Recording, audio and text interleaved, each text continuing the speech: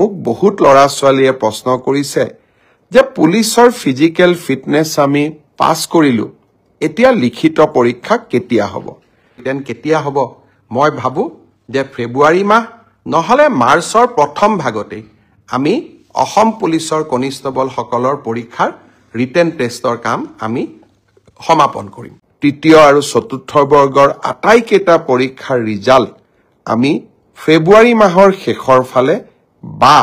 March মাহৰ প্ৰথম সপ্তাহতে দিবৰ বাবে আমি চেষ্টা কৰিম ইতিমধ্যে এই গোটেই প্ৰচেষ্টাবোৰ আৰম্ভ হৈছে আৰু আমাৰ প্ৰচেষ্টা হ'ব যে নিৰ্ধাৰিত সময়ত এইবাৰ আমি প্ৰতিশ্ৰুতি দিয়া অনুসৰি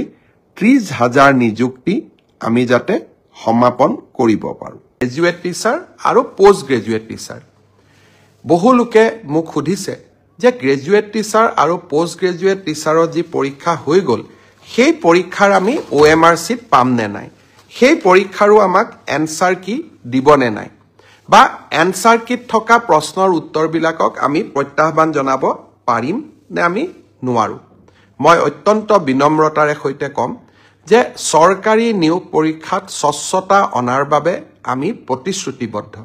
কেইদিনমান আগতে হৈ যোৱা সাব ইন্সপেক্টৰ পৰীক্ষাৰো OMR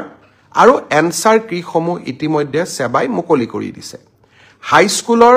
যি গ্ৰেজুৱেট আৰু উচ্চতৰ মাধ্যমিক বিদ্যালয়ৰ যি পোষ্ট গ্ৰেজুৱেট টিচাৰ ৭,০০০ পদৰ বাবে যি পৰীক্ষা হৈ গ'ল সেই পৰীক্ষাৰো এনসাৰ কি আৰু পদৰ সংখ্যাটো অলপ মুৰিফাল সিফাল হ'ব পাৰে কিন্তু পৰীক্ষাটোৰ আনসাৰ কি আৰু OMR চিটসমূহ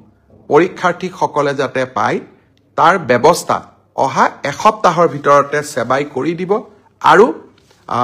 স্বচ্ছতাৰ ক্ষেত্ৰত আমি কতো কম্প্ৰমাইজ নকৰাকৈ আমি আগবাঢ়ি যাম